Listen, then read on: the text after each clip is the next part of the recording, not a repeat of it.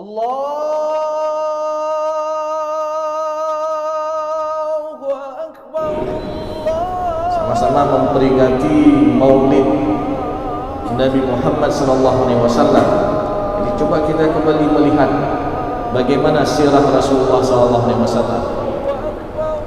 Bagaimana terkait tentang anjuran daripada Rasulullah SAW, juga terkait tentang permasalahan ilmu warisan ini.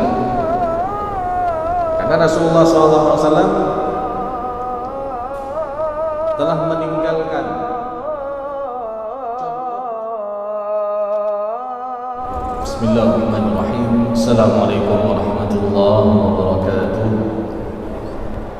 Alhamdulillah alladzi bi ni'matihi tatimmu shalihat wa bi fadlihi tatanazzalu al-barakat wal khairat wa bi tawfiqihi tatahaqqaqu al-maqasid wal ghayat. Asyhadu an la ilaha illallah wa asyhadu anna Muhammadar Rasulullah. Allahumma salli wa sallim ala Sayyidina Muhammad wa ala alihi wa sahbihi ajma'in, amma ba'du. Kaum muslimin dan kaum muslimat, sidang jamaah salat maghrib yang dimuliakan oleh Allah Subhanahu wa taala, serta seluruh pendengar Radio Baitur Rahman, Radio RRI dan radio swasta yang lainnya dimanapun Anda berada. Pertama-tama marilah kita memanjatkan puji dan syukur kita kepada Allah Subhanahu wa taala yang masih memberikan kita nikmat iman, nikmat sehat dan juga nikmat kesempatan sehingga kita bisa melangkahkan kaki kita menuju ke rumah Allah yang kita cintai ini untuk melaksanakan salat maghrib secara berjamaah. Mudah-mudahan salat yang telah kita kerjakan tadi menjadi salat yang makbul dan diterima di sisi Allah Subhanahu wa taala. Salawat dan salam tak lupa pula kita sampaikan kepada Nabi Muhammad sallallahu alaihi wasallam, Rasulullah sebagai qudwah hasanah, Rasulullah sebagai suri tauladan yang baik yang patut kita contohi dalam kehidupan kita sehari-hari. Jemaah yang dimuliakan oleh Allah Subhanahu wa taala, kembali lagi kita melanjutkan kajian kita yang masih membahas seputar problematika pembagian harta warisan, hibah dan wasiat di dalam Islam, yang mana bicara terkait tentang masalah hukum waris. Berarti kita membincangkan tentang hukum yang detail yang Allah sebutkan di dalam Al-Quran, di mana Allah Subhanahu wa taala sendiri yang menentukan porsi masing-masing ahli waris. Ada ahli waris yang mendapatkan bagian 1/2, ada ahli waris yang mendapatkan bagian 1/3, 1/4, 1/6, 1/8 dan 2/3. Dan perlu kita pertegas lagi jemaah yang dimuliakan oleh Allah Subhanahu wa taala, bahwasanya bagian-bagian itu bukan ditentukan oleh para ulama. Bagian-bagian itu juga bukan ditentukan oleh para nabi, tapi bagian-bagian itu langsung ketetapannya datang daripada Allah Subhanahu wa taala. Fariidatan minallah. Dan jemaah yang dimuliakan oleh Allah Subhanahu wa taala, sebagaimana kita juga pernah dan sering mengulang-ulang keutamaan mempelajari daripada ilmu waris ini, yang pertama adalah anjuran daripada Rasulullah SAW untuk mempelajari ilmu tersebut, di mana Rasulullah mengatakan dalam hadisnya, ta'allamul fara'id wa 'allimuhun nas, pelajarilah ilmu faraid atau ilmu waris dan ajarkanlah kepada yang lain. Jadi ini jemaah yang dimuliakan oleh Allah Subhanahu wa taala, ketika kita niatkan kita mempelajari ilmu waris ini adalah untuk menghidupkan salah satu sunnah Rasulullah SAW. Apalagi kita hari ini sama-sama memperingati Maulid Nabi Muhammad SAW. Jadi coba kita kembali melihat bagaimana sirah Rasulullah SAW, bagaimana terkait tentang anjuran daripada Rasulullah SAW, juga terkait tentang permasalahan ilmu warisan ini. Karena Rasulullah SAW telah meninggalkan contoh-contoh yang baik untuk kita ikuti dalam segala aspek kehidupan kita sehari-hari. Dalam permasalahan keluarga misalkan, bukankah Rasulullah SAW juga pernah menyampaikan dalam hadisnya, khairukum khairukum li ahli wa ana khairukum li ahli. Sebaik-baik kalian adalah orang yang terbaik terhadap keluarganya, dan aku adalah orang yang terbaik terhadap keluarga. Jadi ini jemaah yang muliakan ya Allah SWT, Rasulullah menjelaskan contoh yang terbaik yang harus kita ikuti dan menjadi pedoman kita untuk segala aspek dalam permasalahan kehidupan. Tadi yang kita sebutkan berkaitan tentang masalah keluarga. Ada juga berkaitan tentang permasalahan hukum, di mana juga Rasulullah SAW menjelaskan bahwasanya adanya kesamaan hukum, baik di tingkat pimpinan ataupun di tingkat rakyat jelata. Dan sering kita mendengar bahwasanya Rasulullah SAW menjelaskan di dalam hadisnya, "Lau anna Fatimah binti Muhammad saraqat laqata'tu yadaha." Seandainya Fatimah binti Muhammad mencuri, maka aku akan potong tangannya. Jadi ini menunjukkan bahwasanya contoh dalam pelaksanaan hukum yang dicontohkan oleh Rasulullah SAW. Tidak hanya itu jemaah yang muliakan ya Allah Subhanahu wa taala, juga dalam permasalahan transaksi jual beli. Dan ini yang perlu kita perhatikan, bagaimana banyak daripada orang pedagang, seorang bisnismen, seorang pengusaha yang curang dalam transaksinya.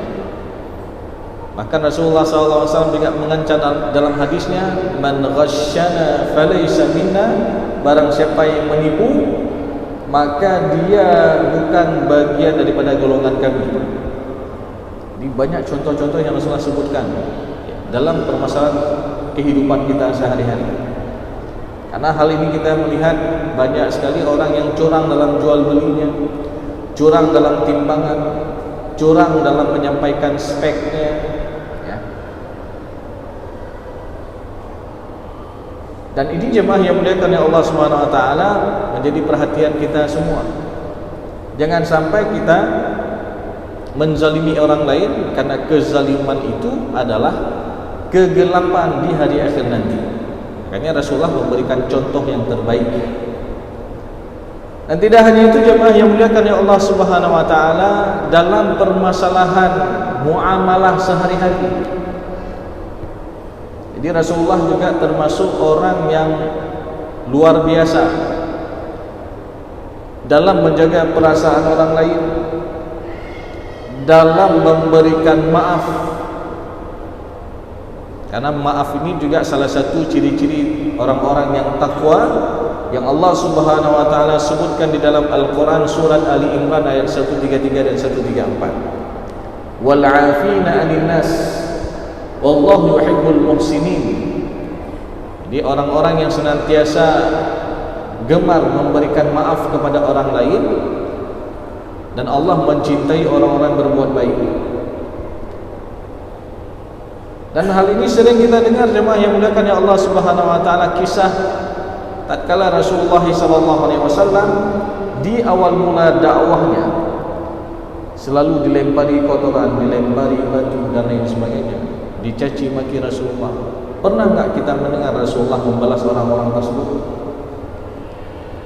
Bahkan jemaah yang muliakan yang Allah Subhanahu wa taala, tatkala Rasulullah melewati jalan yang sama, tidak ada orang yang lempar seperti biasa, sehingga Rasulullah tanya kepada sahabat yang lain, "Kemana si fulan yang biasa lempari saya?"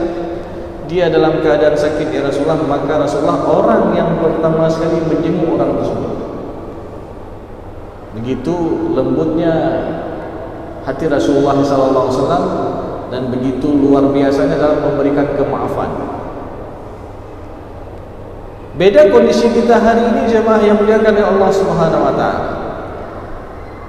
Terkadang ada orang yang ribut dalam permasalahan sengketa warisan, antara abang beradik ribut, antara anak yang ditinggalkan dengan orang tua, salah satu orang tua yang masih hidup juga ribut kan? Antara seorang anak dengan ponakannya juga ribut gara-gara permasalahan warisan ini. Bahkan keributan ini juga jemaah yang muliakan oleh Allah Subhanahu wa taala diwariskan kepada generasi berikutnya. Jadi bukan hanya tingkat anak-anak ribut, bahkan tingkat generasi di bawah mereka juga ditanamkan kebencian satu dan yang lainnya. Bahkan juga kita mendengar ketika ribut dua orang terkait tentang masalah sengketa warisan, ada di antara mereka yang mengatakan, "Ustaz, sampai mati saya enggak akan maafkan dia." Berarti ini ada yang salah, ada yang harus diperbaiki. Bukankah Rasulullah SAW menyuruh kita untuk saling memberikan maaf? Dan hal ini juga pernah ditanya oleh salah seorang sahabat kepada Rasulullah SAW. "Ya Rasulullah, kam na'fu an khadim?" Berapa kali kita boleh memaafkan pembantu kita? Berapa kali kita boleh memaafkan budak-budak kita, bawahan kita? Ketika ditanya itu Rasulullah SAW diam. Diulang kedua kalinya, "Ya Rasulullah, kam na'fu an khadim?" Rasulullah juga diam. Sampai 3 kali diulang oleh salah seorang sahabat tersebut, "Ya Rasulullah, kam na'fu an khadim?" Maka apa jawaban daripada Rasulullah SAW?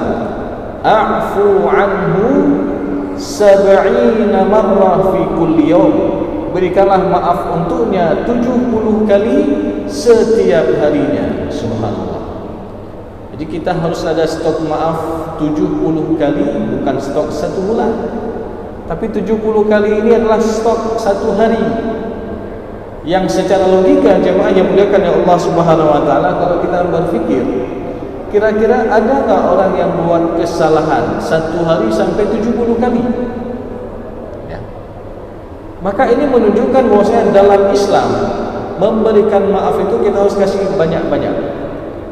Yang namanya kita manusia, mungkin kita juga pernah buat kesalahan-kesalahan. Ketika kita memaafkan kesalahan orang lain dengan harapan Allah memaafkan kesalahan-kesalahan kita. Wallahu yuhibbul muhsinin. Bukankah Allah mencintai orang-orang yang berbuat baik? Maka jemaah yang muliakan ya Allah Subhanahu wa taala, tingkat kepada pembantu, tingkat kepada budak-budak saja kita harus kasih maaf sampai 70 kali, apalagi yang masih ada hubungan darah dengan kita, apalagi yang masih ada hubungan kekerabatan dengan kita. Maka ini lebih utama lagi kita berikan maaf. Jangan sampai gara-gara ribut dan sengketa terkait tentang permasalahan kewarisan ini, itu ditanamkan kebencian dan dendam sampai ke generasi berikutnya. Jadi ini jemaah yang muliakan ya Allah Subhanahu wa taala, bagaimana suri tauladan yang ada dalam diri Rasulullah SAW. Dan berkaitan juga dengan harta peninggalan Rasulullah SAW. Kita lihat ya, kan kita sering mendengar hari ini banyak orang yang ribut terkait tentang masalah warisan, terkait tentang masalah harta peninggalan dari almarhum orang tua. Padahal waktu orang tua masih hidup semua akur-akur. Ketika ada sedikit harta yang ditinggalkan oleh orang tua, sudah bergaduh, sudah ribut-ribut, sudah saling memfitnah dan lain sebagainya. Nanti ketika ribut-ribut itu terjadi, ada saling fitnah. Si A tuduh si B dengan, ataupun si abangnya tuduh adiknya telah menjual harta peninggalan orang tua.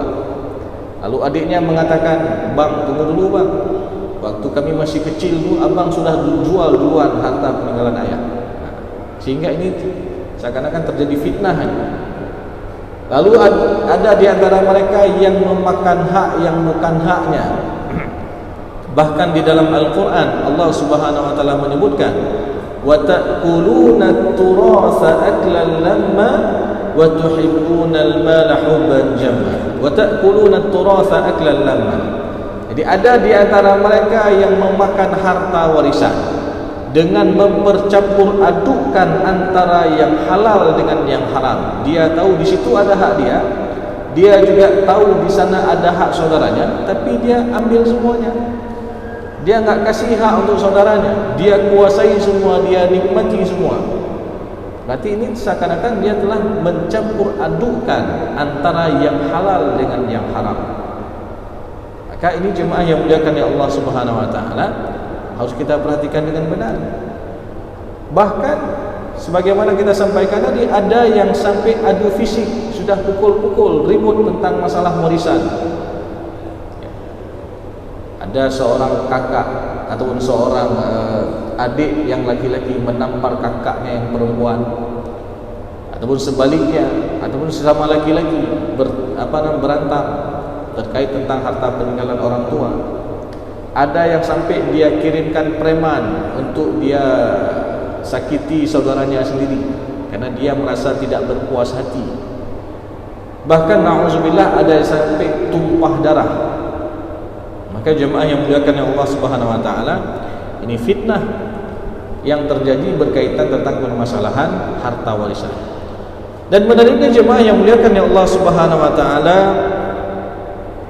ketika kita mendengarkan sebuah hadis Rasulullah SAW dari Abu Hurairah radhiyallahu an, di mana Rasulullah SAW pernah bersabda bahwasanya al-ulama warasatul anbiya. Jadi ulama ini adalah ahli warisnya para nabi.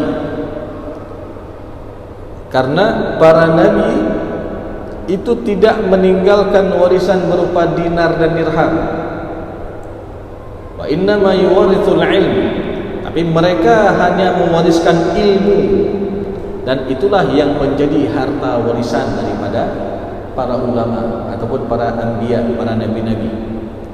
Jadi ini jemaah yang muliakan ya Allah Subhanahu wa taala. Maka teringat kita kepada sebuah ungkapan yang ini juga diabadikan dalam Al-Qur'an. Tatkala Nabi Ya'qub alaihi salam menjelang ajal kematiannya, menjelang ajal wafatnya, Nabi Ya'qub alaihi salam memanggil semua anak-anak, lalu diberikan wasiat-wasiat kebaikan. Apa wasiatnya? Ma ta'buduna min ba'di. Apa yang kalian sembah ketika aku sudah tidak ada nanti? Apakah masih mau menyembah Allah? Apakah masih mau salat? Apakah masih mau keluarin zakat? Apakah masih menyambung tali silaturahim satu dan yang lainnya? Jangan sampai ketika meninggal orang tua sudah ribut, sudah bergaduh, sudah saling fitnah. Jadi wasiat-wasiat kebaikan inilah yang harus disampaikan kepada para anak-anak.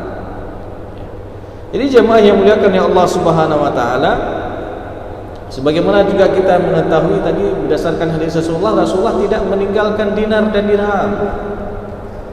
Tapi para nabi-nabi itu adalah mewariskan ilmu. Makanya jemaah yang muliakan ya Allah Subhanahu wa taala, ada juga sebuah riwayat dari Abu Hurairah radhiyallahu anhu, yang mana sepeninggal Rasulullah SAW, jadi sebagian para sahabat mereka telah sedikit-sedikit itu mengabaikan sunnah-sunnah Rasulullah SAW. Bahkan mereka lebih mementingkan untuk kehidupan duniawinya. Jadi hal ini membuat sahabat-sahabat yang lain seperti Abu Hurairah radhiyallahu anhu itu merasa cemas akan hal yang demikian. Sehingga jemaah yang muliakan ya Allah Subhanahu wa taala, ketika Abu Hurairah radhiyallahu anhu melewati sebuah pasar di kota Madinah, di mana waktu itu masyarakatnya sudah sibuk dengan dengan kegiatan duniawinya, sibuk dengan pasarnya, sibuk dengan bisnisnya, sibuk dengan perdagangannya, dan mereka dianggap oleh Abu Hurairah ketika itu sudah mulai hubbud dunia, sudah mulai ada benih-benih kecintaan dunia yang berlebihan.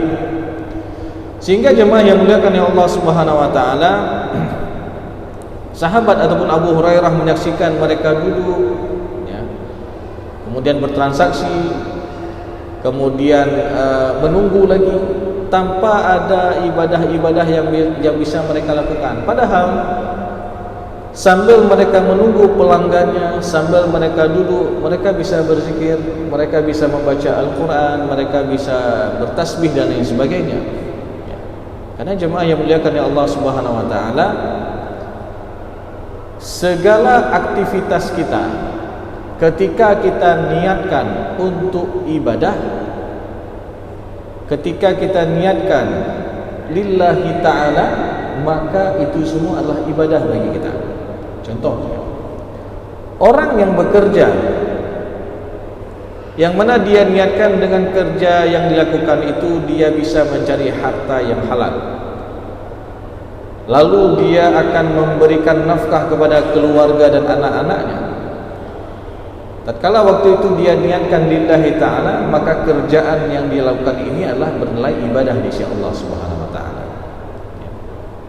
Termasuk misalkan orang yang sedang menunggu, orang sedang berobat, dia tunggu antrian. Nah, itu jadikanlah waktu menunggu itu adalah waktu untuk beristighfar, waktu untuk kita banyak-banyak ingat Allah.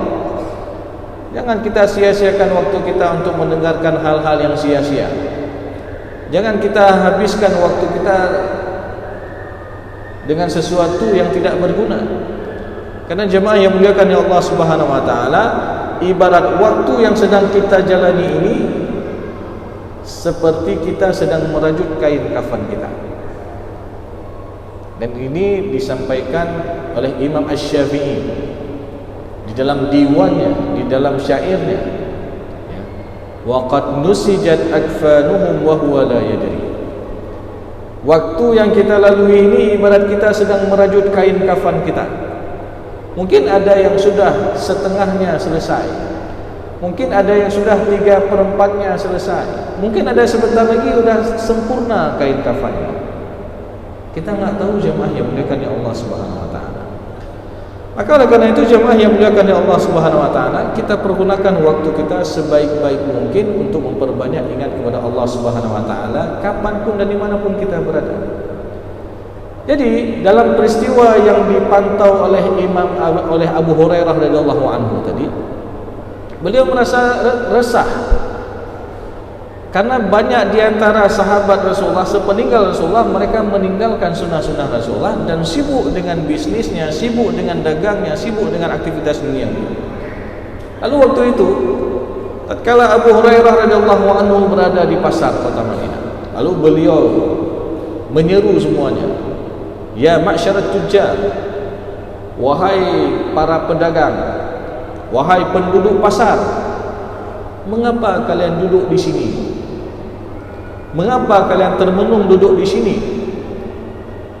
Itu harta Rasulullah SAW sedang dibagikan di Masjid Nabawi. Jadi sehingga sahabat yang lain ini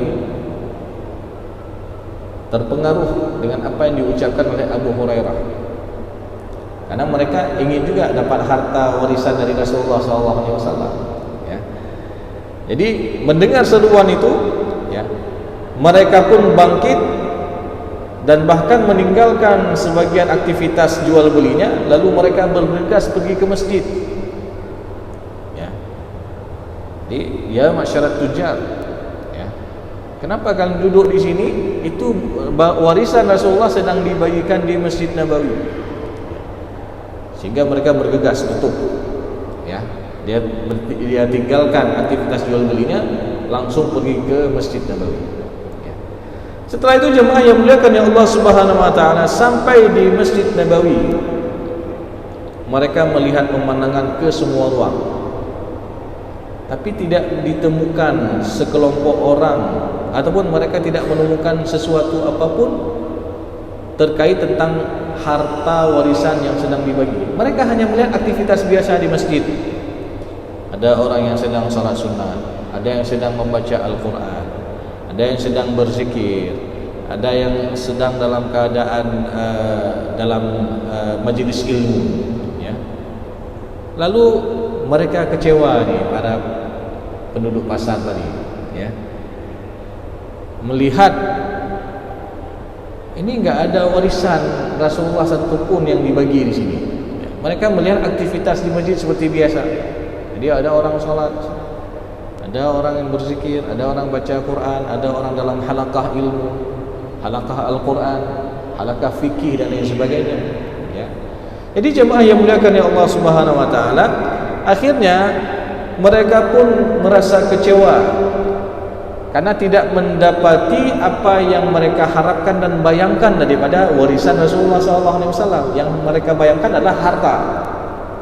Yang mereka bayangkan adalah ini harta warisan Rasulullah ini luar biasa, ya, banyak sekali, ya. Lalu mereka pergi meninggalkan masjid dan kembali menemui sahabat Abu Hurairah radhiyallahu anhu. Lalu mereka komplain, ya. Apa kata mereka kepada Abu Hurairah? Di mana harta Rasulullah SAW? Kami tidak melihat satupun harta warisan Rasulullah dibagi-bagi di masjid. Ya. Kemudian Abu Hurairah radhiyallahu anhu kembali bertanya, wahai para pedagang, wahai para penduduk pasar, apa yang kalian lihat sebenarnya di masjid? Ya. Lalu mereka mengatakan, kami tidak melihat melainkan apa-apa yang biasa berlaku di masjid. Di sana ada orang yang sholat, di sana ada orang sedang baca Al-Quran, di sana ada orang sedang dalam halaqah ilmu, ya, dalam majelis ilmu, berzikir dan lain sebagainya, ya. Maka apa kata Abu Hurairah radhiyallahu anhu? Apa yang kalian saksikan itu semua adalah harta peninggalan Nabi Muhammad SAW, karena para anbiya, para nabi-nabi tidak meninggalkan dinar dan dirham. Mereka hanya mewariskan ilmu yang bermanfaat untuk dunia dan akhirat. Maka siapa saja yang mengambilnya, maka ambillah harta peninggalan yang dari warisan Nabi tersebut dengan ambilan yang banyak. Maknanya apa? Kalaupun kita mengerjakan amalan-amalan itu, kita perbanyak buat amalan-amalan tersebut, ya. Ataupun paling tidak kita istiqamah dengan amalan-amalan tersebut, ya. Apakah dengan salat yang kita kerjakan, ataupun dengan halaqah ilmu yang kita ikuti, ya, ataupun Al-Quran yang kita bacakan. Inilah jemaah yang muliakan ya Allah Subhanahu wa taala, warisan daripada Nabi Muhammad SAW kepada umatnya. Ini bukan hanya warisan ini berupa harta semata, tapi juga Rasulullah SAW pada hakikatnya juga mewariskan ilmu. Kayak penting, ya. Dengan ilmu kita bisa mengetahui yang mana yang hak dan yang mana yang batil. Dengan ilmu kita bisa membedakan yang mana madu, yang mana racun. Dengan ilmu kita juga bisa mengetahui yang mana amalannya ini satu, yang mana amalannya ini dilipat gandakan oleh Allah Subhanahu wa taala. Maka jemaah yang muliakan oleh Allah Subhanahu wa taala, ini kita perbanyak ilmu, kita menuntut ilmu. Bahkan orang-orang yang senantiasa menuntut ilmu itu, dia senantiasa berada di jalan Allah, fi sabilillah. Sampai kapan? Hatta yarji'a, sampai dia kembali ke rumah. Di orang-orang yang pergi ke majlis ilmu itu dia berada di jalan Allah, fi sabilillah, ya. Ketika dia berada di majlis ilmu, bahkan dalam sebuah hadis disebutkan, yang pertama dia akan mendapatkan sakinah, ketenangan dalam hati-hatinya. Wa ghasyyanhumur rahmah, orang-orang yang dalam majelis ilmu itu akan diliputi dengan rahmatnya Allah Subhanahu wa taala. Wa haffathumul malaikah, dan majelis ilmu itu juga dikelilingi oleh para malaikat-malaikat Allah. Wa dzakarallahu fi man 'indah, dan Allah memuji orang-orang yang ada dalam majelis ilmu ini di hadapan para malaikat-malaikat. Lihat kata Allah kepada para malaikatnya, fulan bin fulan, dia berada dalam majlis ilmu ini. Allah puji orang-orang tersebut di hadapan para malaikat-malaikatnya. Maka ini luar biasa jemaah yang dimuliakan oleh Allah Subhanahu wa taala. Terlebih ketika kita mempelajari ilmu yang berkaitan dengan permasalahan kewarisan, karena ilmu ini juga perintah Rasulullah untuk mempelajarinya. Ta'allamul fara'idha wa 'allimuhun nas. Pelajarilah ilmu faraid dan ajarkanlah kepada yang lainnya. Fa innaha nisful 'ilm, sesungguhnya dia adalah setengah daripada ilmu. Jadi ketika kita belajar ilmu faraid ini sama dengan kita belajar setengah daripada ilmu. Jadi belajar setengah ilmu ini maknanya ilmu ini berkaitan antara orang yang hidup dengan orang yang meninggal dunia. Ilmu ini banyak bersinggungan dalam permasalahan fikih-fikih yang lain, bab-bab fikih yang lain. Kita sering ini kita ulang-ulang. Bahwasanya masalah warisan ada kaitannya dengan bab nikah. Masalah warisan ada kaitannya dengan bab talak. Masalah warisan ada kaitannya dengan masalah hibah. Masalah warisan ada kaitannya dengan masalah wasiat. Masalah warisan ada kaitannya dengan masalah zakat. Masalah warisan ada kaitannya dengan bab nasab, ya. Masalah perwalian. Masalah warisan juga ada kaitannya dengan ilmu-ilmu yang lain, termasuk ilmu perhitungan, ilmu matematika dasar, ilmu akuntansi. Maka tadi Rasulullah katakan fa innaha nisful ilm wa huwa yunsa. Namun ilmu ini kata Rasulullah menjadi ilmu yang dilupakan. Jadi, karena orang menganggap belajar ilmu warisan ini seakan-akan ini sesuatu yang tabu. Oh, kalau dia udah belajar masalah warisan berarti ini seperti seakan-akan ini sudah tamak harta. Nauzubillah. Padahal kita mempelajari tentang hukum yang detail yang Allah sebutkan dalam Al-Quran. Karena sekali lagi porsi masing-masing ahli waris Allah sendiri yang menentukan. Oh, kalau anak almarhum satu-satunya perempuan, berapa porsinya? Dia dapat bagian 50%. Dari mana kita tahu? Dalam surat An-Nisa ayat ke-11, wa in kanat wahidatan falahan nisfu. Oh, lalu bagaimana kalau anak almarhum ada 2 orang perempuan dua-duanya, enggak ada anak laki-laki? Maka bagiannya hampir 70%. Dari mana kita tahu? Dalam surat An-Nisa ayat ke-11 juga. Fa in kunna nisaa fawqa ithnataini falahunna thulutsa ma tarak. Ya. Mereka dapat bagian 2/3. Dari bagian 2/3 itu dibagi berapa jumlah anak perempuan? Kalau ada 2 bagi 2. Kalau ada 3 dari 70% ataupun 2/3 itu dibagi 3. Ya. Dengan catatan tidak ada anak laki-laki. Oh, kalau ada anak laki-laki dan anak perempuan, maka ini berlaku kaedah lidzakari mislu hadzil unthayain. 2:1 laki-laki dan perempuan. Maka ini jelas sekali jemaah yang dimuliakan oleh Allah Subhanahu wa taala dan sangat detail yang Allah Subhanahu wa taala sebutkan di dalam Al-Qur'an. Maka oleh karena itu jemaah yang dimuliakan oleh Allah Subhanahu wa taala, jangan sampai ilmu ini menjadi ilmu yang kita lupakan. Ya. Bahkan kata Rasulullah SAW, ilmu ini termasuk ilmu yang paling awal dicabut dari umatku, kata Rasulullah. Bagaimana dicabutnya sebuah ilmu? Ketika terjadi 2 kondisi. Yang pertama, orang enggak mau belajar. Yang kedua, Allah Subhanahu wa taala wafatkan orang yang faham. Jadi kalau dua-duanya ini terjadi, seakan-akan ilmu itu sudah diambil dan ditarik oleh Allah Subhanahu wa taala. Sehingga apa yang terjadi? Wa tadharul fitan, akan banyak timbul fitnah-fitnah.